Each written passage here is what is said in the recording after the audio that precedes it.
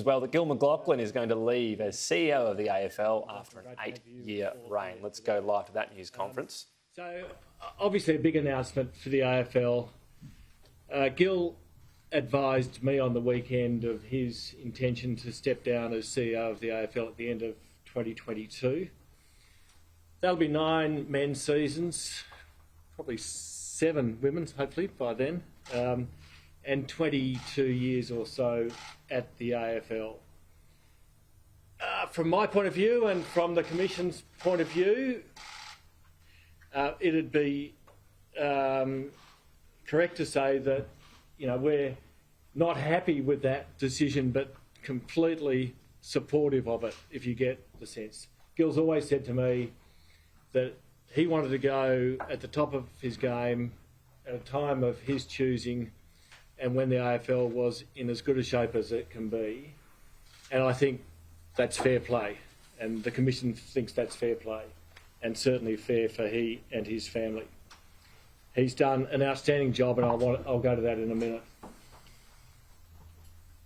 What Gill has done, and it's typical of Gill, is he's committed to a significant plan for 2022. And he's committed that he and his team will do a new broadcast deal. We'll do CBAs for men and women, club funding model. We'll put a position to the 18 clubs on Tasmania, and we'll get the men's and women's seasons away as best we can through 2022. So it's a big agenda that he will lead. I and the Commission will kick off a process in the next couple of days in terms of finding and appointing a successor to Gill. We've got a period of time in which we can do that. We'll appoint an external search firm in the next couple of days, and that process will get underway, and announcing today enables us to do that with some clear air. It's worth reflecting a bit on Gill's time to date at the AFL and looking at the scorecard, if you like, and I'm just going to take a little bit of time to do that, if that's okay. So there's record numbers, and that matters in participation, membership, attendance, revenue, the broadcast deals, viewership, the growth in New South Wales and Queensland, girls and women in the game with, I think, 600,000 participants now. The investment in facilities, not just at the elite level, but throughout the community, which is a massive legacy. And of course, competitive balance has been a huge issue and continues to be something that we really aspire to in the AFL, any team on any day, and I think that's will be part of Gill's legacy. We've just completed season 6 of the AFL Women's, and it was the best season we've ever had, and it was a wonderful grand final in Adelaide on Saturday. But who will ever forget the first game and Gill having to go outside and tell people, sorry, the gates are closed because we can't let anyone else in, and the grand final in 2019 with 53,000 people at the Adelaide Oval was one of the best moments in AFL footy, in my view. And of course, we'll have 18 women's teams later this year, which is fantastic. And then he's always had this unrelenting focus on the fans and making sure that the game is accessible and affordable to our fans. And also that we never forget, in fact, we always build on community footy. And it's been so important, and it's been more important over the last few years than ever in this country, that we encourage participation, whether it's the volunteers, whether it's players, people in community footy, and Gill's been big on that.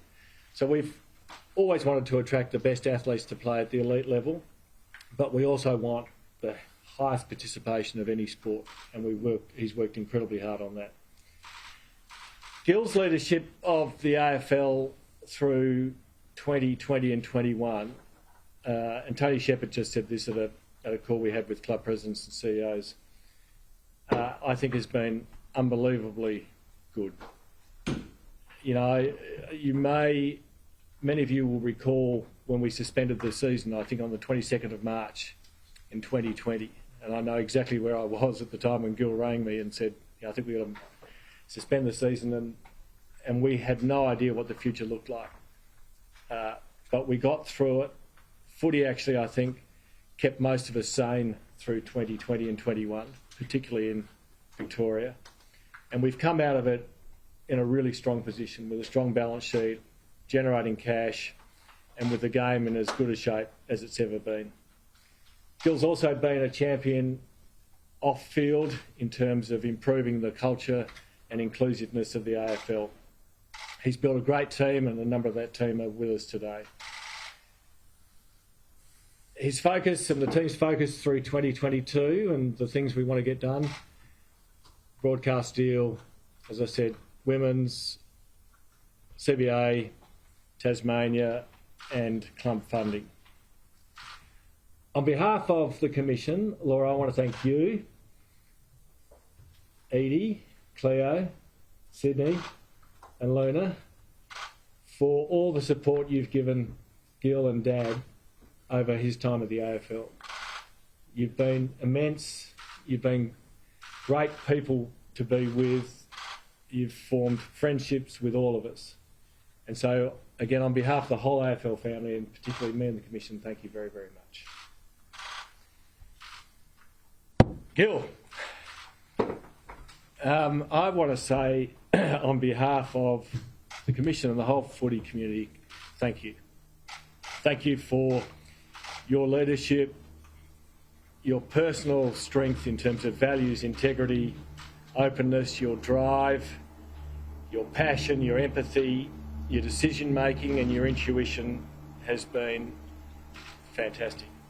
You're one of the best people I've ever worked with, and you'll leave the game in much better shape on and off the field. Congratulations. Over to you. Thanks, Richard, for those very generous words. Thank you, everyone, for coming. I only want to make a few comments. Firstly, I want to say that, as Richard discussed, you're all going to have to put up with me for the balance of the year. I'm not leaving today, and I think Richard's been really clear about the agenda that's in front of the team this year. But I think this timeline gives Richard and the Commission the right runway to work through the succession process, and allows us, me and the team, to work to the time to close out what we need to do to bring this thing to the sort of landing I've been planning on. Because the reality is there's the 4 or 5 huge things to get done still this year.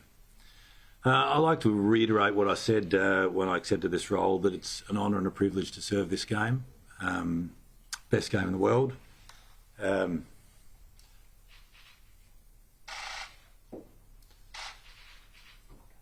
That's why everyone loves it so much. The responsibility's never been lost on me. And I feel good that the game's in better shape now than when I took over, but the scoreboard for the others will be for others to judge. I'm leaving now because it feels right. Right for the AFL, right for me, right for my family. It's clearly more complicated than that, but actually, in simple terms, it's not. It's the AFL's in incredible shape, and I say this, I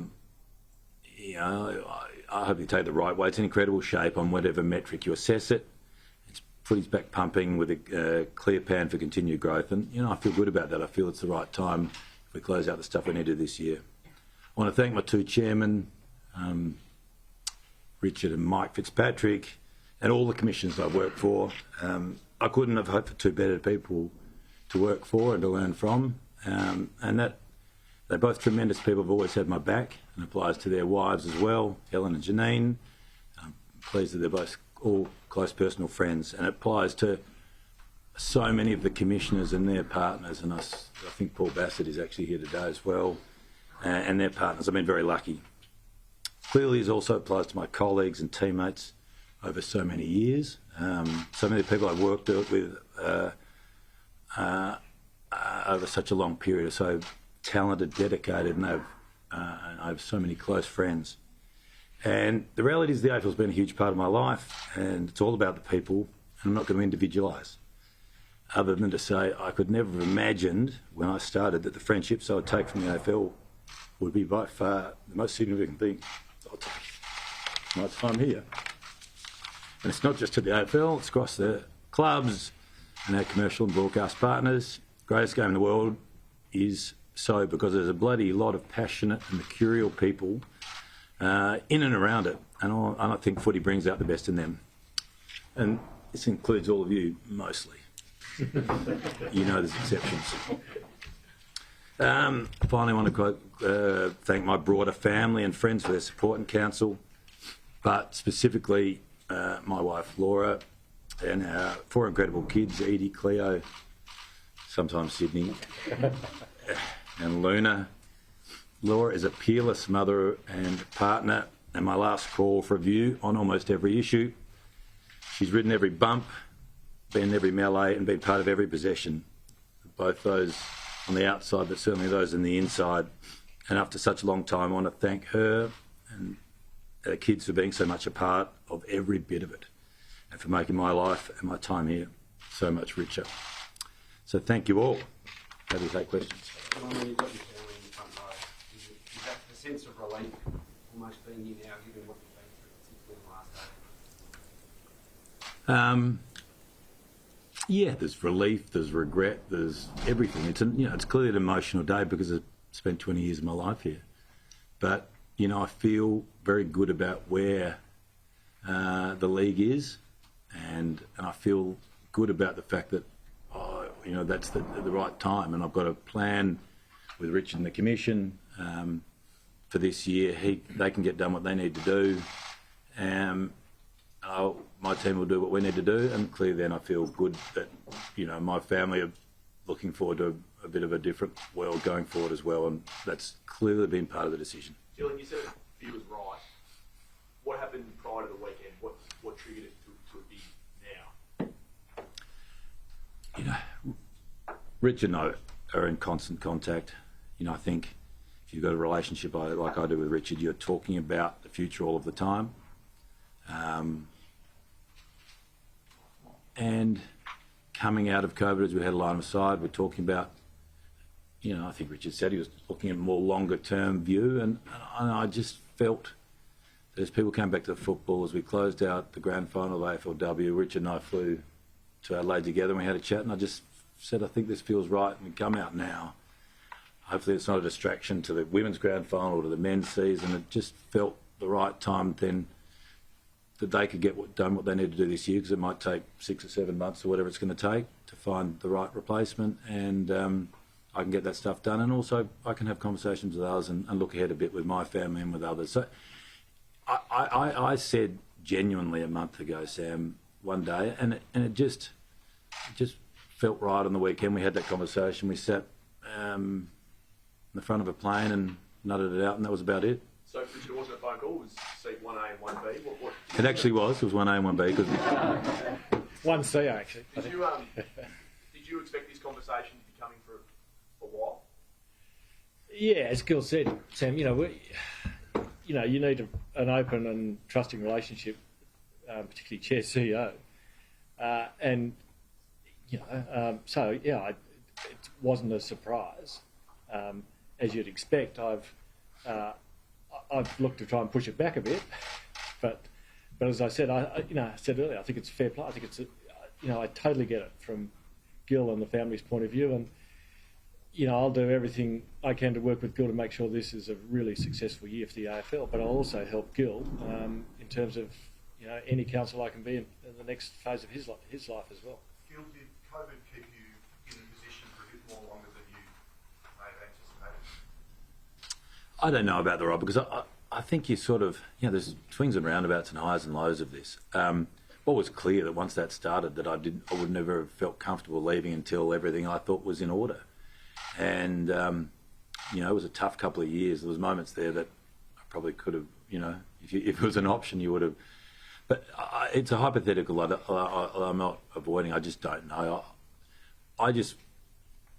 Everyone will have their own views. I just feel good that if we're leaving this year, if we do what we're going to do and where the game is, that it's the right time for the game and for me. And I'll feel good about where the game is, and that's been my primary. It's been my job, and I've taken it very seriously. As I said, it's been a real privilege, and I'm aware of it every day. And then for me, you know, family and other things, it'll be time to look. It feels like it's time to look forward. Gil,